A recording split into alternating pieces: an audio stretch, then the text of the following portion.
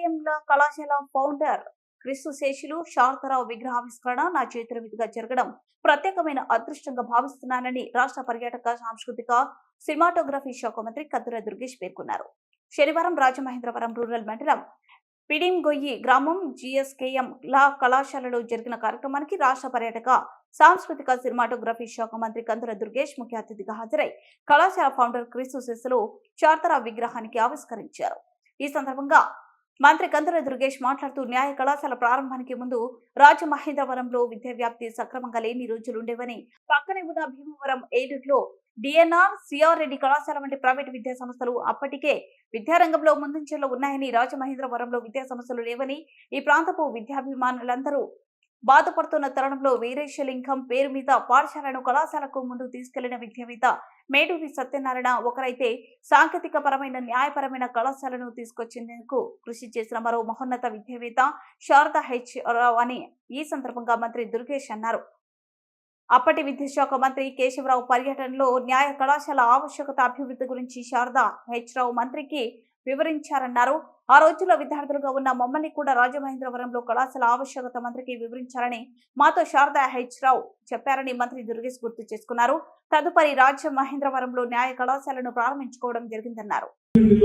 న్యాయ కళాశాల యొక్క ఆవశ్యకత గురించి ఎంత స్పష్టంగా చెప్పారు. ఆ రోజున స్టూడెంట్స్ గా ఉన్న మమ్మల్ని కూడా ఇక్కడ మాకు న్యాయ కళాశాల కావాలనేటువంటి మాటను చెప్పమని కూడా ప్రోత్సహించారు. అందరూ కలిసి ఆ రోజు ఉన్నటువంటి రాజకీయ నాయకత్వం కూడా సంపూర్ణంగా సహకరించి ఒక మంచి కళాశాల, న్యాయ కళాశాల ఇక్కడ ప్రారంభించడానికి తోడ్పడింది. ఇవాళ ఆ కళాశాల ఇంతింతై ఒటుడింతై అన్నట్లుగా అద్భుతమైన స్థాయికి ఎదిగి ఇవాళ ఈ ప్రాంతాల్లో ఒక న్యాయ కళాశాలగా ఇవాళ చాలా మంది రాజమండ్రి బారులు కానీ ఇతరత్రా కానీ నల్లకోటు ధరిస్తున్నారంటే దానికి కారణం ఈ జీఎస్కే కళాశాల మాత్రమే మాటలు కూడా నేను మనస్ఫూర్తిగా నమ్ముతున్నాను. మందికి కూడా మరొక మారు ధన్యవాదాలు తెలియజేస్తూ, శారదా హెచ్ రావు గారి విగ్రహాన్ని ఆవిష్కరించడం, నా చేతుల మీదుగా ప్రారంభం జరగడం అనేది నాకు లభించినటువంటి ఒక ప్రత్యేకమైనటువంటి అదృష్టంగా నేను భావిస్తున్నాను. కారణం ఏంటంటే, నాకు తెలిసి ఈ కళాశాల గుర్రాల కృష్ణ గారి యొక్క ఇంట్లో ప్రారంభించిన రోజుల్లో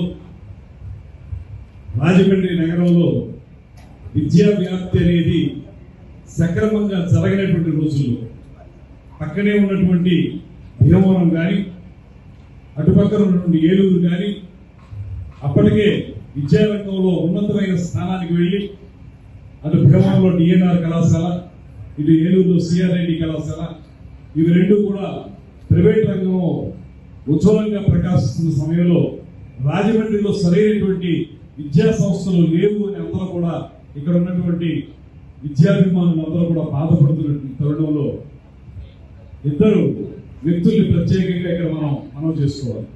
ఒకరు మేడూరి సత్యనారాయణ గారు, రాజమండ్రిలో వీటి సంస్థల ద్వారా వీరేశలింగం పంతులు గారి యొక్క పేరు మీద అద్భుతమైనటువంటి పాఠశాలని, కళాశాలని ముందుకు తీసుకెళ్లినటువంటి విద్యావేత్త మేడూరి సత్యనారాయణ గారు.